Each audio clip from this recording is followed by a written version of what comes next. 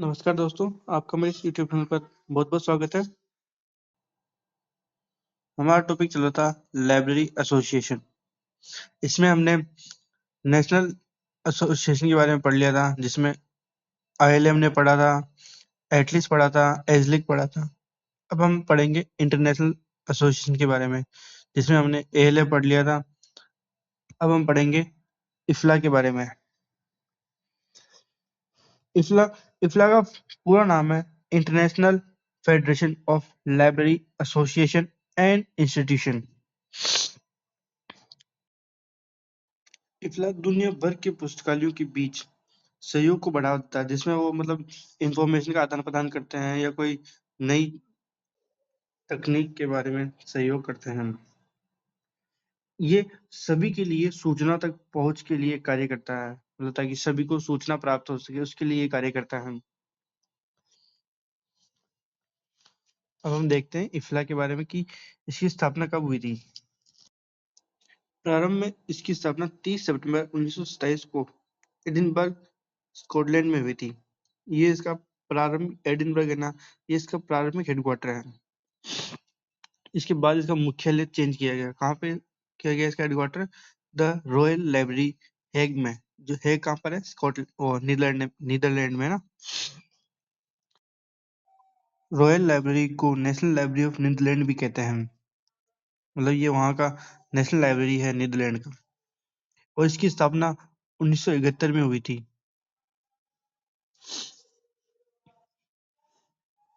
इफ्ला है ना, इसका पूरा नाम क्या है? International federation of library association and institution. जो ये इंस्टीट्यूशन शब्द है, ये 1976 में जोड़ा गया था। इससे पहले ये इंस्टीट्यूशन शब्द नहीं था, सिर्फ यहाँ तक था, ये international federation of library association, यहीं तक ही इसका पूरा नाम था। लेकिन ये जो इंस्टीट्यूशन शब्द है, ये 1976 में जोड़ा गया था। इससे अभी ये पुस्तकालयों के संघ के साथ साथ संस्थानों, यानी मतलब जिसमें विश्वविद्यालय हो गए, पुस्तकालय हो गए, सार्वजनिक पुस्तकालय, इनको भी शामिल करने लग गया। इनका एक बड़ा संघ बन चुका है अभी इफ्ला। अब हम इफ्ला के 6 स्ट्रेटेजिक प्रोग्राम्स देख लेते हैं। पहला है कमिटी ऑन स्टैंडर्ड्स। ये मतलब जो लाइब्रेरी के बारे में जो भी स्टैंडर्ड्स होते हैं, उनके लिए कार्य करता है कमिटी ऑन स्टैंडर्ड्स। इसका दूसरा प्रोग्राम है CLM, मतलब copyright and other legal matter advisory committee. ये अंतर्राष्ट्रीय कॉपीराइट कानून के मामलों में इफ्ला को सलाह देने और उसका प्रतिनिधित्व करने का कार्य करता है।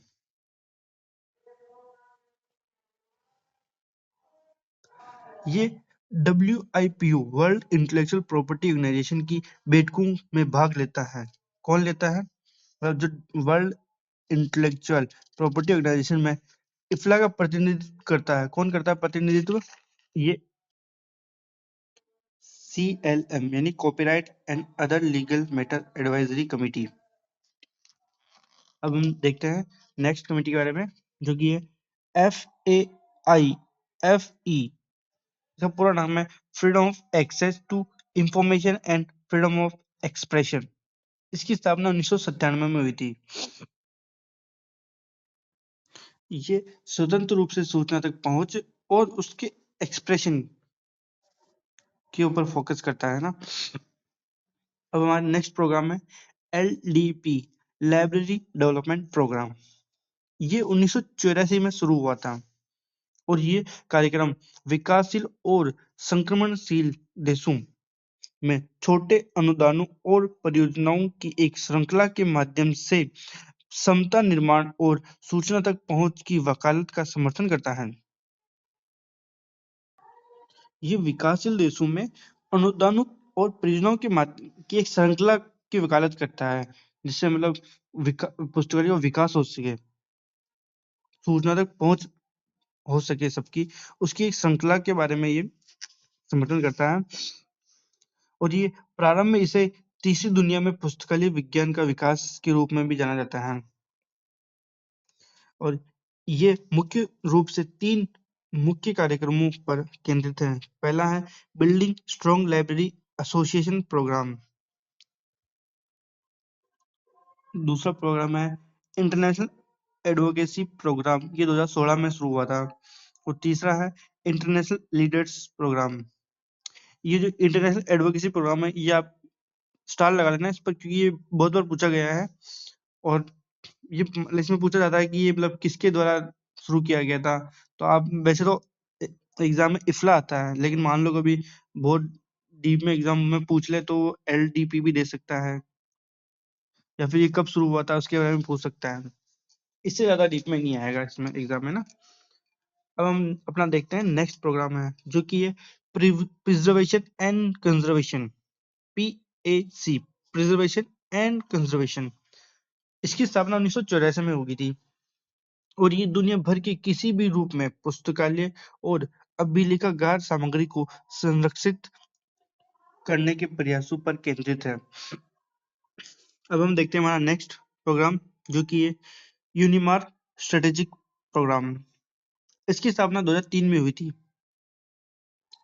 और ये मतलब यूनिमार्क को कैसे विकसित किया जाए, उसके में कैसे कार्य किया जाए, उसके बारे में फोकस करता है ना। तो हमारे यहाँ पे 6 स्ट्रेटेजिक प्रोग्राम पूरे हो चुके हैं। अब देखते हैं हम कुछ अन्य प्रोग्राम के बारे में ना। हमारा नेक्स्ट प्रोग्राम है यूनिवर्सल बिब्लियोग्राफिक कंट्रोल, UBC।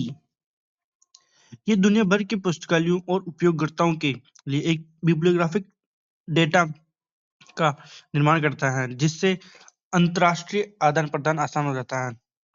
ये बिब्लियोग्राफिक डेटा में मतलब लेखक और शीर्षक या प्रकाशन की सूची, सारी जानकारी होती है इसमें ना। इसकी शुरुआत 1970 में इफ्ला और यूनेस्को के द्वारा हुई थी। मतलब इफ्ला ने तो शुरू किया था, लेकिन इसमें सहयोग किसने किया था? यूनेस्को ने। और 1974 में इसके कार्यालय का नाम UBCIM कर दिया गया था, universal bibliographic control of international marks कर दिया गया था। और UBC को 2003 में बंद कर दिया गया है।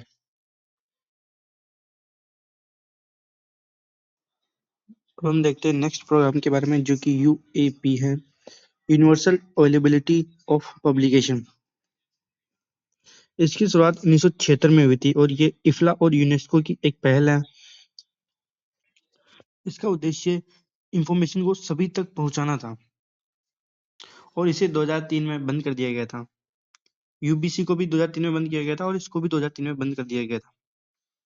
अब देखते हैं हम नेक्स्ट के बारे में, जो कि यूनिमार्क बिब्लियोग्राफिक फॉर्मेट। इसका प्रकाशन 1977 से हुआ था, और इसका सेकेंड एडिशन 1980 में आया था। यूनिमार्क पुस्तकालय डेटा को मशीन पठनीय स्वरूप में संरचित करने और आदान प्रदान करने के लिए एक अंतरराष्ट्रीय मानक है। और यूनिमार्क हैंडबुक था, ये 1983 में आया था, और यूनिमार्क मैनुअल ये 1987 में आया था। ये दोनों भी यूनिमार्क बिब्लियोग्राफिक फॉर्मेट की तरह ही कार्य करते हैं, यूनिमार्क हैंडबुक और यूनिमार्क मैनुअल। अब हम देखते हैं नेक्स्ट, जो कि है survey of digitization and preservation. ये इफ्ला और यूनेस्को द्वारा जॉइंटली पब्लिश किया गया था। Survey of digitization and preservation मतलब ये सर्वे किया गया था कैसे पुस्तकालयों को मतलब कैसे डिजिटाइज किया जाए, कैसे उसे आधुनिक बनाया जाए, और कैसे उसके डेटा को प्रिजर्व मतलब संरक्षित किया जाए। इसके एक सर्वे था ये ना। अब देखते हैं हम एटिना के बारे में। ये access to information network of Africa. ये इफ्ला का एक स्पेशल इंटरेस्ट ग्रुप था, जिसका उद्देश्य अफ्रीका में सूचना और विकास तक पहुंच में सुधार करना था।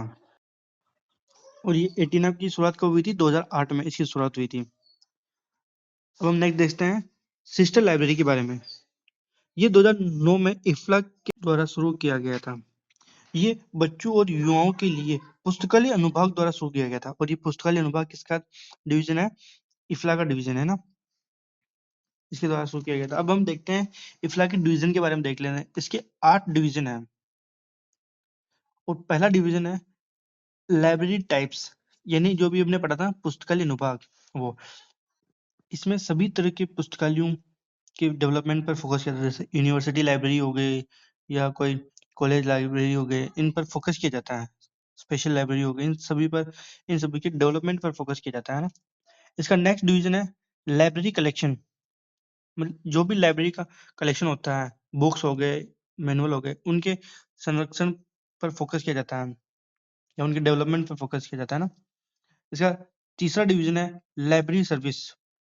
ये ये डिवीजन जो लाइब्रेरी सर्विसेज होती है उसके विकास पर, उसमें नई नई तकनीकों के बारे में फोकस किया जाता है ना। चौथा है चौथा डिवीजन है सपोर्ट ऑफ द प्रोफेशन। इसमें लाइब्रेरी के पेशे पे फोकस किया जाता है, उसको कैसे आधुनिक बनाया जा सके उस पर फोकस किया जाता है। पांचवा डिवीजन है रीजन, क्षेत्र। मतलब जो भी इसके रीजनल क्षेत्र होते हैं उन पर फोकस किया जाता है। छठा डिवीजन है इसका इंफॉर्मेशन एंड फ्रीडम। इंफॉर्मेशन कैसे पहुंचा जाए और उनकी स्वतंत्रता पर फोकस किया जाता है। सातवां डिवीजन है focus on education and research. ये सिर्फ एजुकेशन और रिसर्च पर ही फोकस करता है। और आठवां डिवीजन है इंफॉर्मेशन सोसाइटी। ये समाज के अंदर इंफॉर्मेशन को कैसे आधुनिक करके लोगों तक पहुंचाया जाता है उस पर फोकस करता है।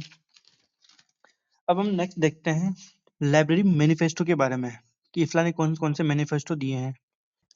मैनिफेस्टो एक घोषणा पत्र होता है जिसमें उनके उद्देश्यों और उनकी फ्यूचर की जो योजनाएं होती है उनके बारे में पूरी जानकारी होती है। तो हम देखते हैं कि पहला मैनिफेस्टो कौन सा है।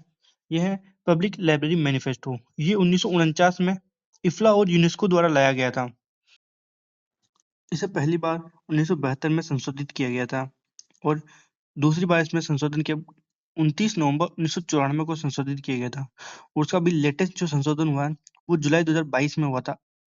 ये इफ्ला और यूनेस्को द्वारा किया गया था और इसे प्रस्तुत कहाँ किया गया था? डबलिन आयरलैंड में। डबलिन आयरलैंड में WLIC एक कॉन्फ्रेंस होती है जो इफ्ला द्वारा कराई जाती है, उसके द्वारा डबलिन आयरलैंड में प्रस्तुत किया गया था इसको पहली बार, है ना। अब हम देखते हैं नेक्स्ट मैनिफेस्टो के बारे में जो कि है स्कूल लाइब्रेरी मैनिफेस्टो।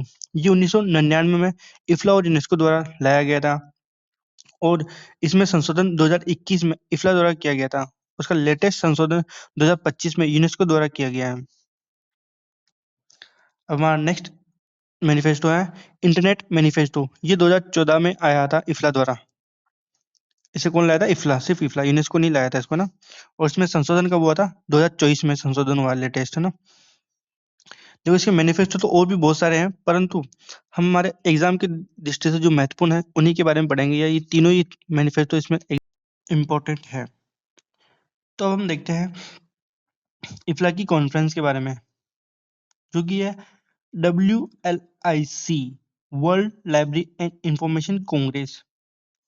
ये इफ्ला द्वारा आयोजित एक वार्षिक अंतर्राष्ट्रीय सम्मेलन है। WLIC library and information science के क्षेत्र में ये सबसे बड़ा और सबसे महत्वपूर्ण वैश्विक सम्मेलन है।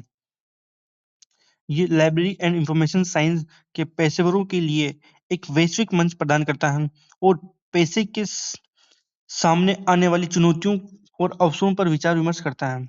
जो भी इस लाइब्रेरी प्रोफेशन में जो भी चुनौतियां आती है और उनके अवसरों पर विचार विमर्श करता है ना, चुनौतियों पर विचार करता है, उनको कैसे बेहतर अवसर प्रदान किया उस पर विचार करता है। WLIC पहली बार कहाँ आयोजित किया गया था? 1927 में स्कॉटलैंड में आयोजित हुआ था। वहां पर इसका पहला सम्मेलन हुआ था ना। अब इसके हम लेटेस्ट देख लेते हैं कि ये कब कब हुआ था। इसका 88 जो सम्मेलन था WLIC का, ये 21 अगस्त से 25 अगस्त 2023 को नीदरलैंड में आयोजित हुआ था। और जो 2024 में होना था ना, वो हुआ ही नहीं था, वो कैंसिल हो गया था, किसी कारणों से कैंसिल हो गया था। और ये कहाँ होना था? दुबई में होना था ना। और जो इसका 89 WLIC था ना, ये 21 से 22 अगस्त 2025 को अस्थाना कजाकिस्तान में आयोजित हुआ था। अस्थाना कजाकिस्तान में, है ना, वहां पर आयोजित हुआ था। और इसकी थीम क्या थी? यूनाइटेड नॉलेज बिल्डिंग फ्यूचर, ये इसकी थीम थी। ये WLIC का लेटेस्ट सम्मेलन है। इसका जो प्रस्तावित है ना, जो 2026 में कहाँ होना, वो पहले से डिसाइड हो जाता है। तो ये जो होने वाला है वो 19 सम्मेलन होगा WLIC का, और ये 10 से 13 अगस्त 2026 को प्रस्तावित है। और ये कहाँ पर होना प्रस्तावित है? बुसान, साउथ कोरिया में होना प्रस्तावित है। और इसकी थीम क्या रहेगी? लाइब्रेरीज पावरिंग ट्रांसफॉर्मेशन, ये इसकी थीम रहेगी। अब हम इसके पब्लिकेशंस के बारे में देख लेते हैं कि किस किस का पब्लिकेशन करता है। पहला है इफ्ला जर्नल, ये त्रैमासिक प्रकाशन होता है इसका, है ना। नेक्स्ट है इफ्ला ट्रेंड रिपोर्ट, ये पहली बार 19 अगस्त 2013 को सिंगापुर में प्रकाशित हुआ था। अब हम इफ्ला के उद्देश्य देख लेते हैं कि इफ्ला के क्या क्या उद्देश्य हैं। पहला उद्देश्य है ये दुनिया भर के पुस्तकालयों और सूचना पेशेवरों के बीच सहयोग को बढ़ावा देता है। जितने भी दुनिया भर के पुस्तकालय हैं उनके सहयोग में उनके आदान प्रदान कर, ताकि मतलब जो भी सूचना हो उनका आदान प्रदान आसानी से किया जाता है, उसके लिए सहयोग करता है ये। दूसरा इसका उद्देश्य है अंतर्राष्ट्रीय सूचीकरण मानकों और ग्रंथ सूची नियंत्रण को विकसित करना और उसका प्रचार करना, ये इसका उद्देश्य है ना।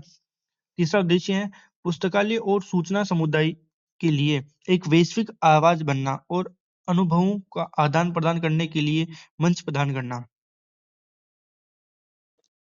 इसका चौथा उद्देश्य है LIS यानी लाइब्रेरी इंफॉर्मेशन साइंस पेशेवरों के निरंतर व्यावसायिक विकास और शिक्षा का समर्थन करना। इसका पांचवा उद्देश्य है सभी के लिए सूचना तक समान पहुंच के लिए कार्य करना। सभी के लिए सूचना कैसे पहुंचाई जाए उसके लिए कार्य करता है ना। अब हम देखते हैं नेक्स्ट LMW प्रोग्राम के बारे में। इसका पूरा नाम है library map of the world, और ये 2017 में शुरू हुआ था। देखिए दोस्तों, जो भी ये प्रोग्राम है आपसे सिर्फ एग्जाम में इतना पूछा जाएगा कि ये कब शुरू हुआ था, या फिर इसका पूरा नाम पूछा जाएगा, या फिर ये प्रोग्राम किसके द्वारा चलाया जाता है ये पूछा जाएगा आपसे। उसके उद्देश्य के बारे में या वो क्या कार्य करते हैं उसके बारे में कभी नहीं पूछा जाएगा एग्जाम में। ना पूछा गया है ना पूछा जाएगा, क्योंकि वो बहुत ज्यादा डीप में हो जाता है। तो आप सिर्फ इतना याद रखना कि उसका प्रकाशन वर्ष और उसका पूरा नाम या वो किसके द्वारा जारी किया गया वो आप देख लेना, बाकी ज्यादा डीप में इतना नहीं पूछा जाता। अब हम नेक्स्ट देखते हैं इफ्ला नेट के बारे में। ये 1993 में कनाडा की नेशनल लाइब्रेरी द्वारा चलाया गया था, और ये वर्तमान में INIST फ्रांस द्वारा चलाया जा रहा है। INIST का पूरा नाम है institute de information scientifique et technique, ये इसका पूरा नाम है। ये मतलब फ्रांस की भाषा है, थोड़ा ऐसा ही नाम आता है इसमें ना। अब हम देखते हैं नेक्स्ट FRBR मॉडल। ये इफ्ला का मॉडल है ना, और ये इफ्ला द्वारा लाया गया था ना। इसके बारे में आगे बढ़ेंगे FRBR के बारे में। अभी आप ये इतना जान लीजिए कि ये इफ्ला का मॉडल है ना। नेक्स्ट है डिजिटल रेफरेंस गाइडलाइन, ये इफ्ला ने बनाया था। नेक्स्ट है स्टैंडर्ड फॉर पब्लिक लाइब्रेरीज, ये 1973 में इफ्ला ने प्रकाशित किया गया था, है ना। नेक्स्ट है गाइडलाइंस फॉर पब्लिक लाइब्रेरीज, ये 1986 में इफ्ला द्वारा प्रकाशित किया गया था। अब हम इफ्ला के अध्यक्ष के बारे में देख लेते हैं। इफ्ला के प्रथम अध्यक्ष थे आइजैक कोलिजिन, ये इसके प्रथम अध्यक्ष थे। इसके वर्तमान अध्यक्ष कौन है? Leslie where. लेस्ली वेयर ये 2025 से 2027 तक इसके अध्यक्ष रहेंगे ना। और इसके पूर्व अध्यक्ष कौन थे इससे पहले? वो थे विक्की मैकडोनाल्ड, ये 2023 से 2025 तक इसके अध्यक्ष थे। तो यहाँ अपना इफ्ला कंप्लीट होता है। तो आप इस वीडियो को लाइक करना और चैनल को सब्सक्राइब करना मत भूलना। अब आप मुझे कमेंट में बताना कि आपको नेक्स्ट क्लास किस टॉपिक पर चाहिए। अब हम मिलेंगे नेक्स्ट क्लास में, जब तक के लिए धन्यवाद।